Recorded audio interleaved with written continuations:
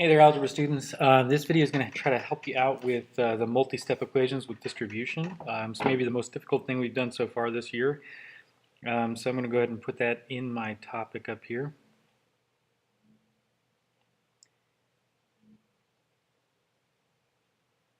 Multi-step equations with distribution. Now, if you've done the distribution lessons and the combining like terms with distribution and the equations with variables on both sides, this particular task shouldn't be too much different other than it's going to throw some fractions and decimals at you. Since this is Cornell Notes, I'll just put my stuff up here. I'm before school right now. And it is the 8th.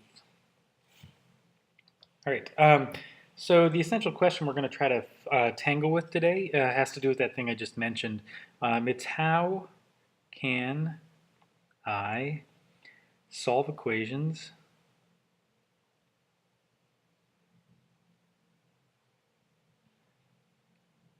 with fractions and decimals.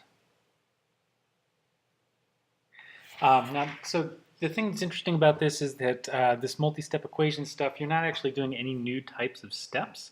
You're just going to have to tangle with some numbers that are maybe a little bit more complicated than you've tangled with before when solving equations. So let's go ahead and start with fractions. So I'm going to write the question, how can I deal with fractions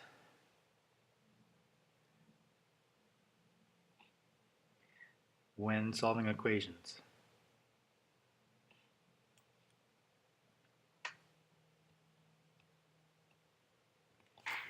Okay, so I'm going to write the directive here.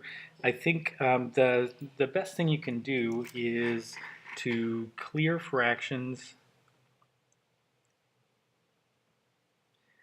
by multiplying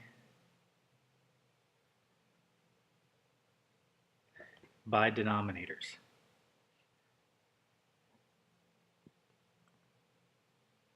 Whoops.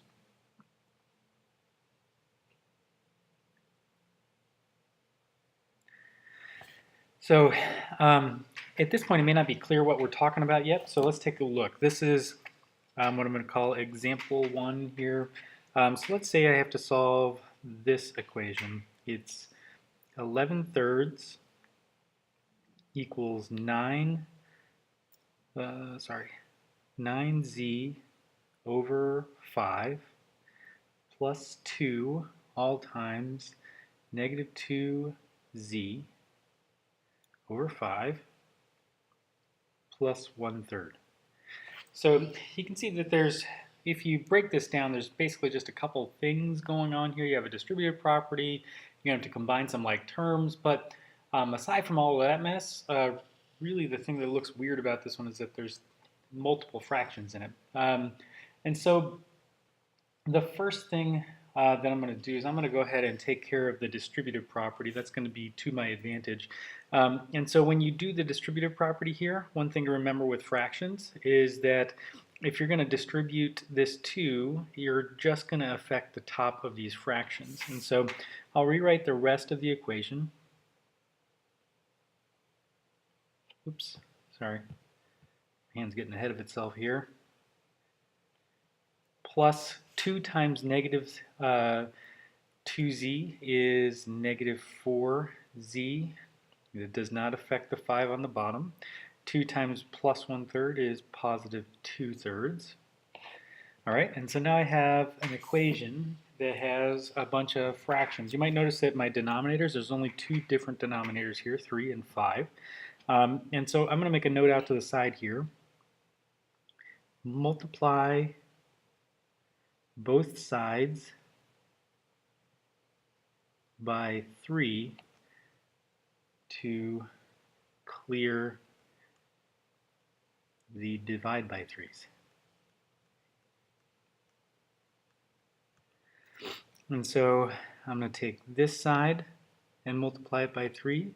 I'm going to take this side and multiply it by 3. And so When I do that, these 3's cancel, so I end up with 11 equals, now I have the distributive property again, so it's just going to affect the top of these fractions.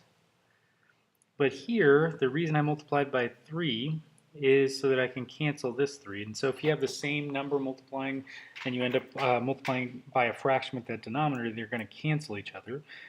So I'll cancel that guy. 3 times 9z is going to give me 27z over 5. Then I'll write minus 12z, because 3 times 4 is 12, over 5, plus 2. All right, and so you can start to suspect what we're going to do next. And so you can notice that we have a divide by 5 there, so I'm going to multiply by 5 to clear divide by 5. And it's going to end up looking like the distributive property again. If you need to, you could pause right now to get multiple colors, because I think the colors are kind of helpful on this one to show the different steps. So 5 times 11 is just 55. And then I'm going to clear these 5's out, because 5 times something with the denominator of 5 just clears the denominator. And so I end up with 27z minus 12z, and then 2 times 5 is plus 10. And so now this looks like an equation that's pretty straightforward to solve. And so I'm going to combine like terms, and I don't have to deal with any fractions anymore. 27z minus 12z, well, that's just 15z plus 10 equals 55. Now it's just a two-step equation. Taking away 10 to get rid of the plus 10, so I end up with 45 equals 15z. Divide by 15. And so z is equal to 3. There we go. So that part is pretty straightforward. I'm going to go ahead and jump to a second page here because we're going to deal with decimals on the next page. And so the next question for us is, how can I deal with decimals when solving equations?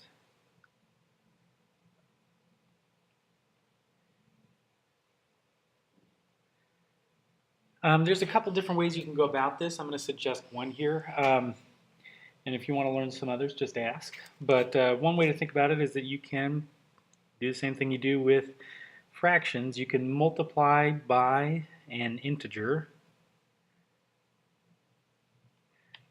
to clear decimals.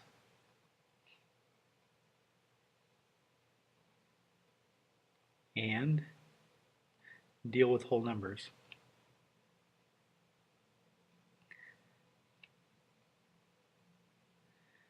Now, the easiest or most straightforward way to do this is just to multiply by powers of 10. So you can multiply by 10 or 100 or 1,000. So if you end up with a decimal that's like 2.6 and you don't want to deal with the 2.6, if you multiply by 10, the 2.6 is going to become 26. And so now you're dealing with whole numbers, and it's a little bit more straightforward for us to think about. Let's look at two examples that you might have to deal with here. So example 1 of this sort, let's look at negative 15.5 minus 19x equals 3.5 times negative 8x minus 1. So I'm dealing with some decimals here. And so since the decimals both end in the tenths digit, I mean, whoops, that's not a highlighter. Since they both end in the tenths digit, we have some nice options here. We could just multiply both sides by 10, and it's going to move the decimal point over, and we'll be dealing with nice whole numbers. However, I know that 0.5 is the same as a half, and so all I'm going to do is I'm going to multiply by 2, because if you take a half times 2, it becomes a whole. So I'm going to go ahead and try that out. My step is going to be 2 times negative 15.5 minus 19x equals 2 times 3.5 times negative 8x minus 1. And so you might wonder, like, why didn't we do the distributive property first this time around? like we did in the last problem? Well, it's because the decimals are on the outside of the parentheses. There's no decimals in here with the 8x minus 1, so we might as well get rid of the decimals before we do the distribution. That way we don't have to deal with multiplying by 3.5, which is a little bit more complicated than just multiplying by a whole number. And so then I'll go ahead and work the distributive property here. And so 2 times negative 15.5 is going to be negative 31 minus 38x, because that's 2 times 19, equals 2 times 3.5, that's 7. And then I'll keep this business here, because you can only apply the 2 to that 3.5. All right, so now I just have nice whole numbers, and I can use the distributive property again here. I think I already used that color. So that's equal to 56, or sorry, negative 56x minus 7 when you distribute that 7. And so you have negative 31 minus 38x. And now this is just like one of those problems that you did with variables on both sides. When you're thinking about variables with both sides, generally you look to the side that has the highest number and get rid of them on the other side. So negative 56 is a much smaller number. So I'll add 56x. And so you end up with negative 31 plus 18x equals negative 7. And so I'll keep working here, add 31 to get rid of the minus 31 or the negative 31. I end up with 18x equals positive 24. Divide by 18. And so x is going to be equal to 24 over 18, which when you reduce it, both of those are divisible by 6. So that's going to be 4/3. All right, so that's one example when you could multiply by 2. So the important step here was this. We can make a note out to the side. So multiply by 2 to clear 0.5s. Let's look at a second example here. So example 2. So I have 2 equals 12.2x minus a negative 1.8x plus 2. So I'm going to notice a couple things here. One, that one of the decimals is inside of the parentheses, so I'm going to try to distribute first. Then that all of the decimals are in the tenths place, and 0.2 and 0.8, they do have a nice thing you can multiply by, which is 5, but we're going to just go ahead and multiply by 10 because that's always the easiest. I think with the COT exercises, you're never going to deal with anything that's in the hundredths. So multiplying by 10 should work all the time. All right, so let's start with the distributive property. This is one of those difficult distributive properties where there isn't a number on the outside, so you just have to distribute the negative. When you distribute the negative, it's just going to change the sign of everything inside. And so this becomes 2 equals 12.2x plus 1.8x minus 2. All right. Now I could deal with the decimals. I just have to combine like terms. That's not too difficult. It's 14x, I think, when it comes out. But if it's a little more complicated than that, you might find it helpful to try to clear the decimals. So I'm going to multiply both sides of this equation by 10. By multiplying by 10, this is going to be 20 equals, it just moves the decimal place over once on all these decimals and also on the whole numbers. So this becomes 122x plus 18x minus 20. And so that may be a little bit nicer for you to look at. And there's going to be definitely some problems that are nicer to look at. When you're working towards a fractional answer like you will be on this one, the answer becomes much nicer to work with if you already cleared the decimals. So I'll go ahead and combine like terms. 122 plus 18x is 140x minus 20. I'll add 20 to both sides. So 40 equals 140x. And so I'll divide by 140. And so I'll just work sideways here. That's going to give me 40 over 140 equals x. But that is the same as 2/7 because they're both divisible by 20.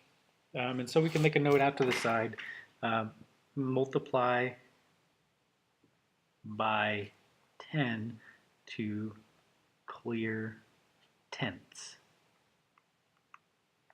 And so similarly, you multiply by 100 to clear hundredths or something like that. Like I said, for these problems, it should be pretty much the same business throughout as when you're solving less complicated equations. It's just that you're dealing with these fractions, and they may be a little bit more complicated than you've dealt with in the past. At this point, though, you should take a moment and try to write a summary. When you write your summary, try to think about the essential question: how can you deal with fractions and decimals when solving equations? And try to answer that so that you have a clear idea when you go to the exercises. Good luck.